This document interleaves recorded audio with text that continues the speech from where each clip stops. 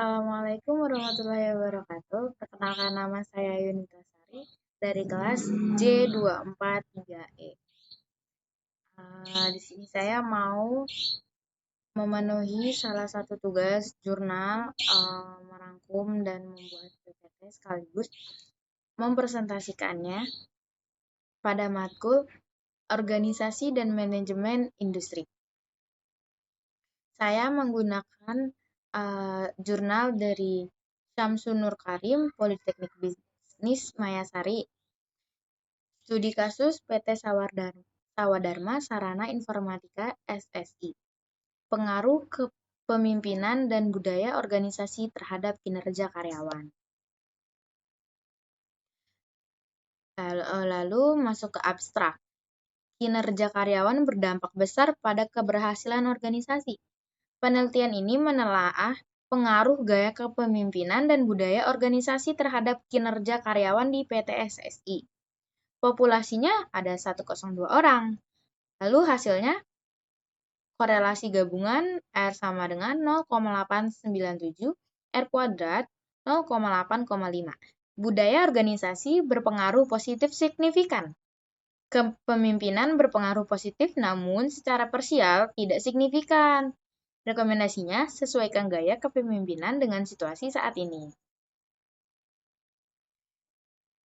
Masuk ke pendahuluan dan inti masalah. Organisasi harus siap berubah dan dipimpin oleh figur yang mampu menjadi agen perubahan. Kepemimpinan mempengaruhi budaya organisasi. Keduanya menentukan efektivitas layanan dan kinerja sumber daya manusia di PT SSI yang bergerak di bidang akomodasi.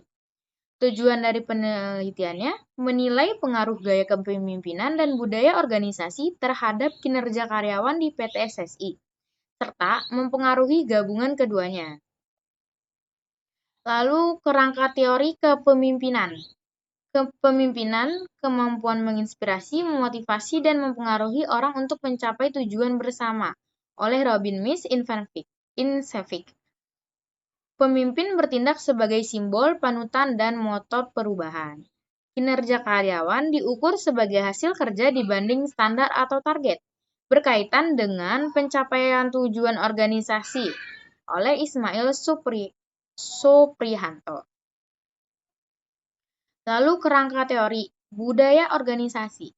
Budaya organisasi, nilai, keyakinan, norma bersama yang memandu perilaku dan pengembalian keputusan oleh Sutrisno dan Lutans. Budaya mempersatukan komponen organisasi dan memotivasi karyawan. Lalu metode, pendekatan kuantitatif. Jadi metode yang digunakan dalam jurnal ini adalah pendekatan kuantitatif. Tujuan menjelaskan hubungan sebab akibat. Populasinya ada 102 karyawan yang terdiri dari 10 pimpinan, 92 staf. Sampelnya seluruh populasi. Dianalisis korelasi berganda, regresi, ANOVA. Lalu hasil utama responden dan ringkasan statistik. Tabel karakteristik responden menunjukkan variasi jabatan, manajer, wakil manajer, staf administrasi, dan staf lapangan. Total tercatat 108 entry sumber data internal SSI. Model statistiknya R sama dengan 0,897 korelasi positif. R kuadrat sama dengan 0,805 atau 80,5% variasi kinerja dijelaskan oleh kepemimpinan dan budaya. Lalu ada 3 uji hipotesis. Uji hipotesis yang pertama, gaya kepemimpinan berpengaruh positif signifikan terhadap kinerja. Lalu hipotesis 2, ada budaya organisasi, koefisien R sama dengan 0,844 atau hubungan sangat kuat, kontribusinya 71,2% terhadap kinerja.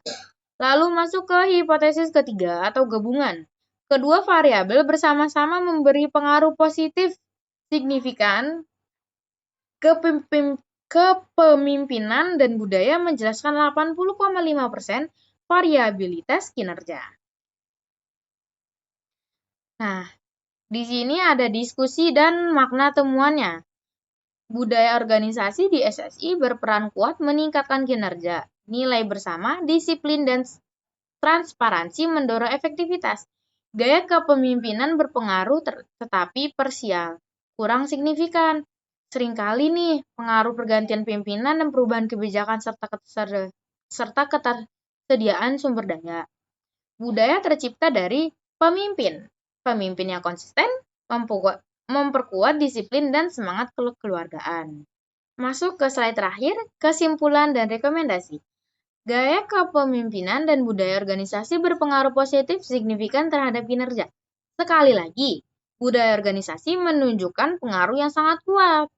Nah, rekomendasinya, sesuaikan gaya kepemimpinan dengan kondisi organisasi. Stabilkan kepemimpinan, prioritaskan budaya transparansi dan disiplin. Sekian dari saya. Terima kasih.